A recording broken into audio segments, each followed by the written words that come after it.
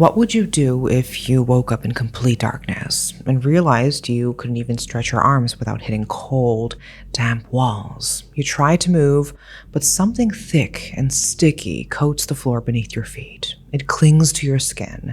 It smells awful, rotten, like death has been sitting there for days. And when the light finally breaks through, a sliver from above, maybe someone opened a door, and you see it. Bodies stacked, rotting. You weren't trapped in a room. You were dumped into a grave. And that place, that smell, that horror, it all traces back to one man, Wenge. A name that still makes people in China shudder. A killer so disturbing, so calculated that some believe he didn't just murder, he consumed his victims. Let's dive right in.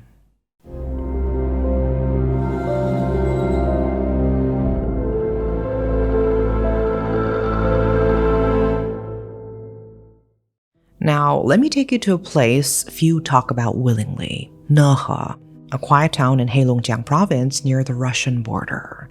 But in the late 80s and early 90s, it gained a chilling nickname, the place where people who don't want to live go. Not because of the cold, not because of poverty, but because people kept vanishing.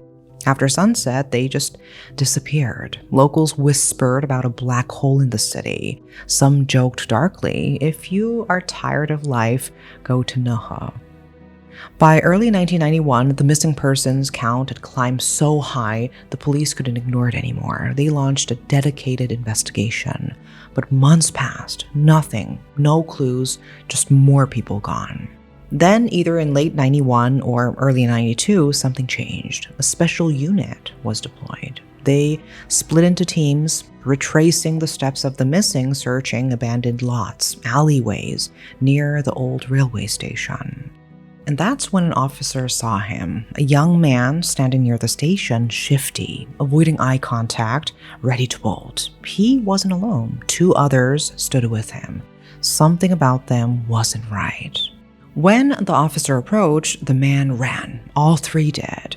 But the police caught them, hauled them in, and once the interrogation began, the truth they uncovered would stain the city's name forever. At the station, the officers began questioning the 3 they had just arrested. 2 men, Wenge and Li Xiuhua, and a woman, Xu Lixia. When asked if they knew anything about the missing persons case, the men stayed silent. Not a word, not a blink, like they knew saying anything would unravel everything. The officers turned to Xu. She looked younger, softer, maybe more likely to break. So they leaned in, gently at first, trying to win her trust. But before they could even finish a sentence, she said something none of them expected. "Can I speak to the director of the homicide unit?" The room froze. Why would she need to see the head of homicide? The officers exchanged glances, suddenly alert, and then she cracked. "There were dozens of people murdered," she said, her voice shaking, all of them buried under a man's house. They followed her lead straight to the address she gave, an ordinary-looking house on a quiet street. Nothing about it seemed off. But the moment they got close, the smell hit them. Foul, rotten. The house was locked, but once they got inside, the stench got worse. They split into teams, one searching the house, the other tracking the source of the smell. And that is when they found it. In the cellar, there was a slab of concrete in the middle of the floor, about 2 by 3 feet wide, makeshift lid, not something that belonged in a food storage room. When they pried it open, what they saw turned their stomachs. Some officers had to run outside. Others vomited where they stood. Inside the 9-foot-deep pit were bodies, dozens, rotting, decomposing into a thick, jelly-like liquid that coated the bones and flesh. The smell alone could knock someone unconscious, faces frozen in their final moments. Some terrified, others twisted in pain. It wasn't just death. It was something more evil. They went back to Xu, demanded answers. She hesitated, but then she whispered a name, Wenge. Jia Wenge, the man they had just arrested, that polite, well-dressed gentleman. So who was Jia Wenge? Born in 1965 in Nehe City, Heilongjiang Province, he came from a humble background. Not rich, not poor. His name Wenge carried meaning. Wen for culture, Ge for reform. His parents hoped he would grow into a thoughtful man, educated, useful, respected. And for a while, he seemed like he would. Quiet kid, average student, nothing out of place. But everything changed when his parents died. Left alone, he dropped out after junior high and started working at a factory. The pay was decent, one of the better paying jobs around, but to Jia, it wasn't enough. He wanted more: status, admiration, pleasure. He started charming the women at the factory, handsome, smooth, polite. He knew how to talk, how to act, how to make people feel seen. Some say even men found him magnetic. This, despite the fact that he was already married. But not everyone saw it as charm. His boss thought he was trouble. That kind of flirtation, that manipulation, it would bring scandal. And so Jia Wenge was fired. And just like that, his spiral began. He started taking odd jobs, working on the streets, doing whatever he could for a few coins. Even with barely a cent to his name, Jia Wenge didn't stop chasing women. It was in his nature, charming, manipulative, always needing to be wanted. He would bring prostitutes home like it was nothing, even when his wife was still living there. But charm doesn't pay the bills. His wife's salary couldn't cover much, and Jia hadn't had a stable job in months. Tension built up, arguments, cold silences, a marriage rotting just like the future he refused to fix. Eventually, she had enough. She walked away and filed for divorce. And you would think that would be a turning point, but for Jia Wenge, it was the start of his descent. Now, free from any responsibility, he began living recklessly, drinking, inviting women over, acting like the king of an empty castle. But even he knew, deep down, that this couldn't go on forever. He needed money, fast. But instead of getting a job, he took a shortcut. He started stealing. At first, it was small. Wallets, unattended purses. But then something darker began to grow inside him. That need for control. That desire to take. And on the night of July 12, 1990, it all changed. He had been wandering the streets looking for an easy target. That's when he saw a woman. Young, stylish, dressed to impress. Jewelry that shimmered even in the dim streetlights. Their eyes met, and she walked straight up to him, drawn in by his clean looks and calm demeanor. She asked for a light. He didn't answer right away. Instead, he sized her up, noticed the expensive handbag slung over her shoulder. She is rich, he thought. That bag alone could feed me for weeks. So he lit her cigarette. They started talking, flirting. It was easy for him. She was intrigued, and before long, she followed him home. They drank, laughed, slept together. And when it was over, he looked at her lying there, vulnerable, trusting. So he moved slowly, reached out with both hands, and wrapped them around her neck. She fought back, managed to scratch his face, but it wasn't enough. She stopped breathing. It was the first time Jia Wenge had killed someone, and something in him snapped. He had expected fear, maybe guilt. What he felt instead was excitement, the way her body resisted, the power in his hands, the silence that followed, the smell, the stillness.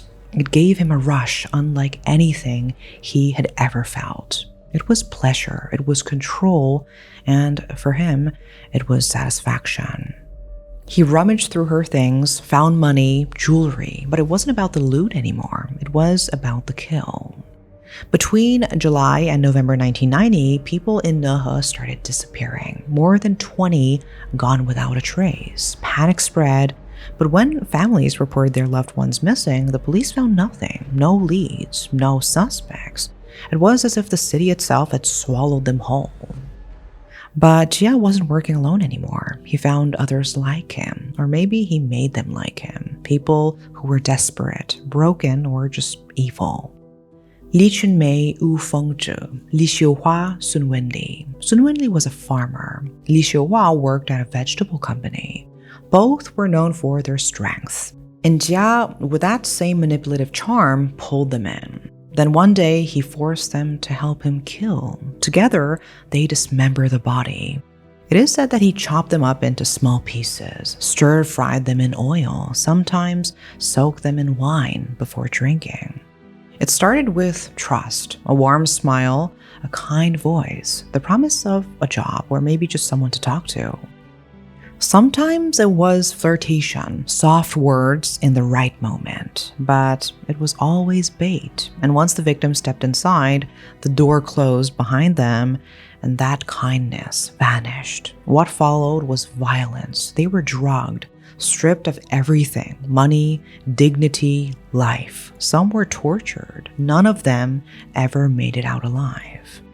By now, the entire city was on edge. People locked their doors before sunset. No one walked alone. The central government heard about the disappearances, but nothing was done. No answers and no justice. That is until one woman crossed paths with the monster. Her name was Xu Lixia. She was never supposed to be a part of this. She was a kindergarten teacher. She was quiet and gentle. All she wanted was a simple life. She had grown up poor, parents gone by the time she was 5, so she had to be raised by her sister. But she never gave up. She studied hard, dreamed of teaching, of giving kids the life she never had. She got married and had children. But the fairy tale didn't last. Arguments, stress, financial strain, her home turned cold again. One day she stormed out after a fight just to get some air, just a short walk to clear her head. She had no idea she was walking into a nightmare. It was November 1990. That night, she found herself at the railway station, sitting on a cold bench under flickering lights, eyes empty, thoughts racing. She had nothing on her, no plan, just a small bag and the weight of everything she'd been through. That's when he appeared. An elegantly dressed man, clean suit, hair combed, and a warm voice. "Are you okay?" She flinched. Nehe had a reputation. Girls had gone missing. But then she remembered those were prostitutes. She wasn't one of them. She was just a school teacher going through a rough night. Besides, this man looked proper, calm, gentle, even. He smiled. "My name is Wenge. I'm a director at a nearby factory. You looked like someone who needed help. I can offer you a job and a place to stay if you want." Red flags fluttered in her mind. Her instincts told her to decline, and she did. But to her surprise, he didn't push. He just nodded, smiled again, and walked beside her quietly. Somehow, that made her feel safe. So she changed her mind, accepted his offer, followed him home. And inside, the house was cold, but he brought her hot tea. And that tea was drugged. Her memory after that turned to fragments. Darkness, a sudden heaviness in her chest, the feel of hands around her neck. And then nothing. Jia thought she was dead, just another name on his growing list. He checked her pulse, saw nothing, and went through her bag, found a few hundred yuan. Then, like he'd done before, he picked up her body and carried her to the cellar. He opened the concrete lid, tossed her into the pit, and walked away. But Xu Lixia wasn't dead. She woke up gasping, disoriented. The air was thick, heavy with rot. When her eyes adjusted, she realized she wasn't lying on dirt. It was something soft, wet, and jelly-like. She looked down, and her heart stopped. It was decomposing human flesh, dozens of corpses melting together in a puddle of decay, limbs tangled, faces barely recognizable. And she was standing right on top of them. She screamed, but no one heard. She wanted to throw up, cry, give up, but something in her mind pushed back. Her child. She couldn't die there. Fueled by a kind of desperate, inhuman strength, she looked around. She needed a way out, fast. She spotted more solid corpses, less decomposed, and began climbing them like a ladder. But the bodies weren't high enough. The walls were slick. The hole was deep, at least 9 feet. So she started clawing her way up the sides, fingers digging into cracks, pressing against the wall, scraping her skin raw. And finally, she reached the top. She pulled herself into the dusty room above, chest heaving, soaked in sweat and filth. And then she turned. Jia Wenge was standing there, his eyes widened. "Well, I'm impressed you're still alive." Then he reached for a shovel, held it in both hands, pointed it straight at her head. Xu dropped to her knees. Tears poured down her face. She begged him not to kill her and promised she would do anything for him. And for a moment, Jia hesitated. Then a thought flickered in his mind. What if I don't kill her? What if I use her? He lowered the shovel. "All right," he said, "I will spare your life, but you will help me. You will bring someone to me in the future. And if you don't, your husband, your child, they will pay." She nodded slowly, realizing in that moment she had just made a deal with the devil. Day after day, she lived like a slave, obedient, hollow-eyed, doing whatever Jia told her. She had chances to escape, moments when she could have run, screamed, told someone, but she didn't. She couldn't because she believed Jia believed he would go after her husband, her child. So she stayed, and she lured. Between January and August 1991, Xu seduced more than a dozen men. Each one walked into that house thinking it might be a lucky night. None of them walked out. According to court records and Jia's later confession, they didn't just kill them. 2 of them, Liu Qipeng and Wang Wenbin, were strangled with rope, then stabbed. Jia carved out their hearts and livers, stir-fried them with green peppers and vegetables. And the gang sat down to eat like it was any other meal, with wine. Another time, they killed a farmer named Sun Chengmin, just a passerby visiting Nehe. Jia gutted him, then mutilated his body further. He cut off the man's genitals and cooked them too. In just 1 year, the gang committed 64 crimes. 42 people were murdered, 24 women, 18 men. And when the first hole in the cellar filled up with bodies, they dug another. Nehe became a ghost town drenched in fear. The police were watching, investigating. But Jia was smart. Ever since forming his gang, he stayed in the background. He let others do the dirty work, confident he would never be caught. But no one hides forever. October 22nd, 1991. Police were running a province-wide operation, trying to crack down on a surge of missing person reports and suspected sextortion scams. At Suzhou railway station, an officer spotted a woman, young, attractive, walking with deliberate sensuality. Her eyes darted flirtatiously, as if scanning for a target. She caught the attention of a plainclothes officer. They flirted briefly, and she asked to talk somewhere private. But something didn't sit right. He noticed 2 men watching from a distance. It felt off. Before the woman and her companions could flee, the police moved in. All 3 were caught and brought in for questioning. Their bags contained 3,000 yuan, 2 fake IDs, and high-dosage sedatives. It looked like a simple honey trap. The woman lures the man, sedates him, and the men rob him. But when the investigators ran their IDs, alarm bells rang. These weren't first-timers. All 3, Xu Lixia, Jia Wenge, and Li Xiuhua, were on watch lists, linked to fraud, manipulation, and rumors of darker things. They were scheduled to be processed in Hangzhou, routine procedure.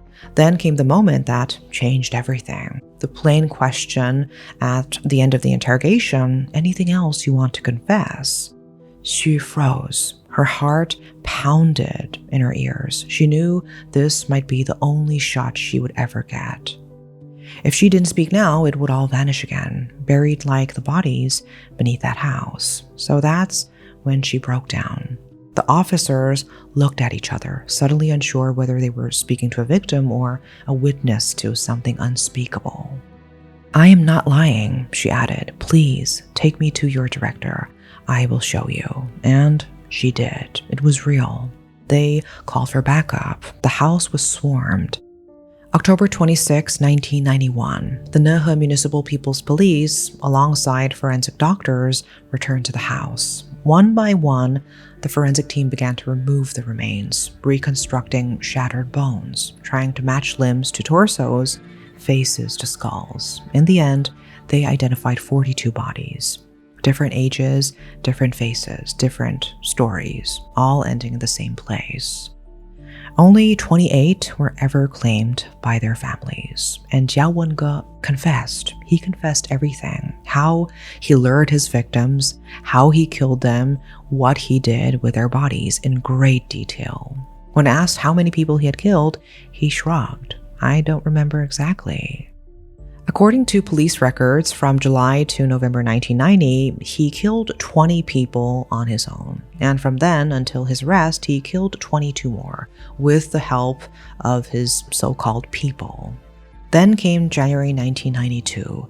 Jia Wenge and his accomplices were sentenced to death. According to Chinese law at the time, before their execution, they were paraded through the town in an open truck. Faces exposed, bodies tied, surrounded by a convoy of officers. Crowds lined the streets, shouting curses, throwing rotten eggs, spit, whatever they had. People who had been living in fear for years finally got to see the monsters up close. Xu Lixia was among them. Even though she had surrendered, led the police to the truth, she was still found guilty. Before her execution, she wrote a letter to her sister. "I know that I am guilty of a deep sin, and I die willingly. Fortunately, this case has finally come to an end, and I feel some relief in my heart." As for Jia, he was shot 42 times, one shot for each life he took. His body dropped, but the horror he left behind still lingers. Because even though justice was served, the city of Nehe would never be the same. When people hear the name Nehe, they don't think of its snowy winters or quiet streets. They think of a house, a hole in the ground, and a man named Jia Wenge. So what do you think about this case? Do you believe Xu Lixia deserved her sentence? Do you think a place can ever recover from something like this?